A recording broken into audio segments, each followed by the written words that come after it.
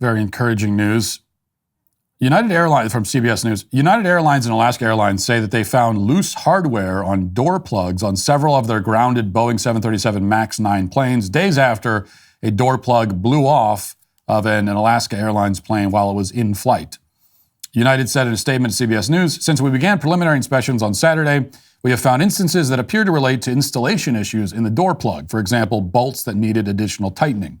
These findings will be remedied by our tech ops team to safely return the aircraft to service." Alaska Airlines said in a statement Monday night that as our maintenance technicians began preparing our 737-9 MAX fleet for inspections, they accessed the area in question. Initial reports from our technicians indicate some loose hardware was visible on some aircraft. When we're able to proceed with the formal inspection process, all aircraft will be thoroughly inspected in accordance with detailed instructions provided by the FAA in consultation with Boeing.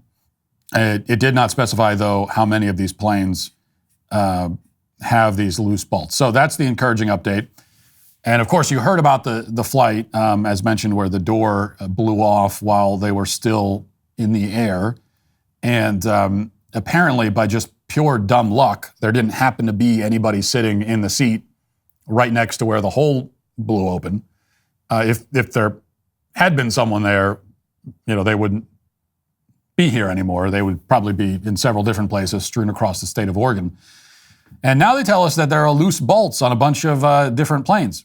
A bunch of different 737 MAX 9s all have these loose bolts, which is, the kind of thing you don't like to hear about planes, to put it mildly.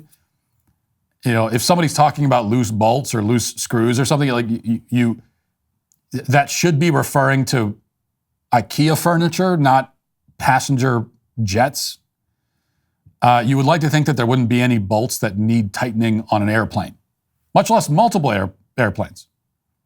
And not only that, but they needed this potential disaster to occur before they went back to check. I know that whenever I'm boarding a plane, I always try to inspect the aircraft myself from like the window in the terminals. I'll look at the airplane. I'll do a little inspection, and then when I get on the plane, I look around, and I always see things that concern me. I'll see a little bit of something on the plane that looks like it's a little rusty there, or something looks so. So I see that all the time. But every time I see that, I think to myself, well, it doesn't look good. But don't be ridiculous. Obviously, they wouldn't send the plane into the sky if that was actually a problem. So they must have it under control. That's what I tell myself. But now I can't tell myself that anymore.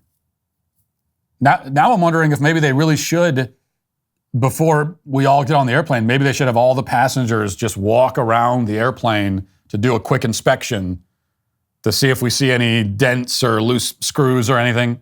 Well, it's like they do if you rent a car. You rent a car from Enterprise. They bring you out to the lot, and then they have you do a little circle around the car to check for damage. So maybe we need to do that with planes too. I don't know.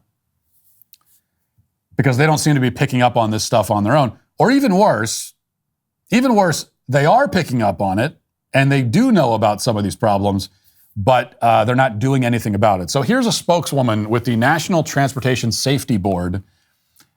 She gave a press conference yesterday about all this, and here's something that she said. Listen. Now, our systems group began looking at all the aircraft systems. They documented the entire flight deck, and they asked about the auto pressurization fail light that did illuminate in 3 previous flights. There was a decision by Alaska Airlines to a restriction, actually, they put in place. They call it an ETOPS restriction that prevented that plane from being flown to Hawaii over water, so that it could, if some light did illuminate, it could return very quickly to an airport. Okay, wait. Hang on here just one second. So Alaska knew that the plane had pressurization problems, and rather than send the plane in for repairs, they decided instead to just not fly it over water. I mean, how is this not a major scandal? They said, yeah, there might be an issue. We just don't take it over water and it'll be fine. I mean, think about that for a second. Think about how you would feel if you were getting on a plane and you knew about, like if they told you, if the captain came on the intercom and said, ladies and gentlemen, expecting a smooth flight this evening, everything looks good. Just as long as we don't fly over any large bodies of water, everything should be fine. And also, as long as you're not sitting next to the doors, then we expect everything to be fine. We just need to be able to land this puppy, in a split second if we need to. It really is amazing.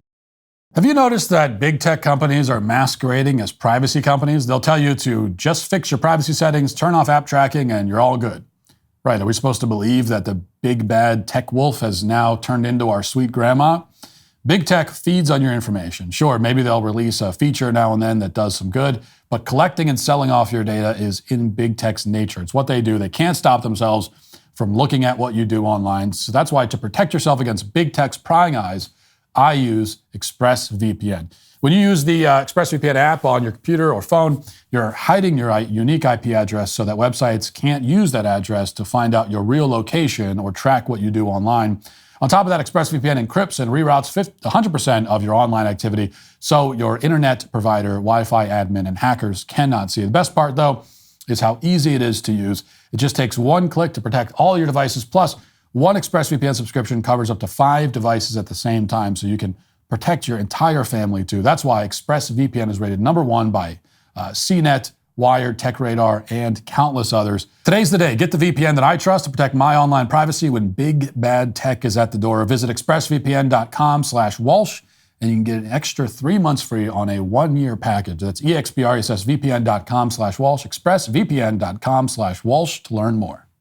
It's like Alaska Airlines was basically acting like me 15 years ago when I was broke and my tire blew out. And I put the spare on and I was riding around on the spare for 3 months because I couldn't afford to get a tire.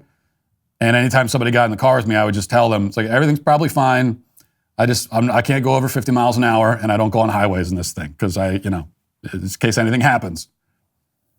But you would hope that commercial airline companies will be a little more responsible than I was when I was a broke 22-year-old, but they're not. And keep in mind, here to me is the real point of this, is you keep in mind what you heard on this show a few weeks ago.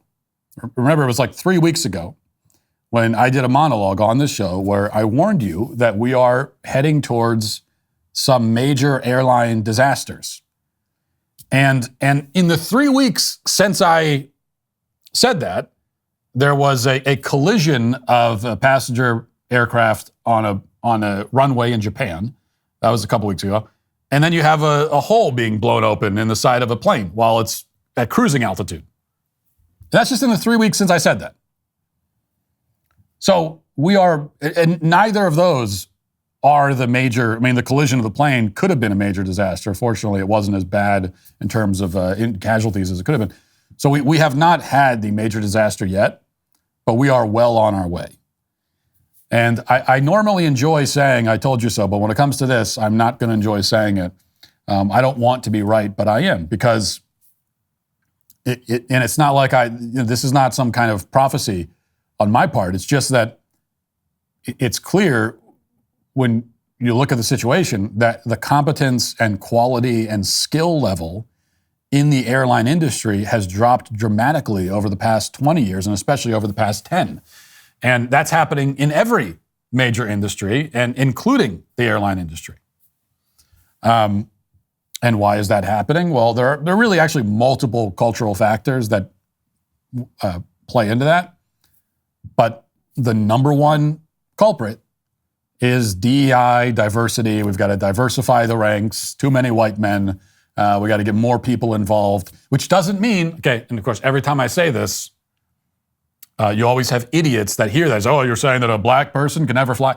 No. It's once you start emphasizing in the hiring process anything but merit and skill and competence. When anything at all comes above that in the hiring process, in any industry, especially the airline industry, for God's sake, when that happens, bad things follow. And so that's it. You don't need to be Nostradamus to predict that. It's just, it will happen. It's inevitable.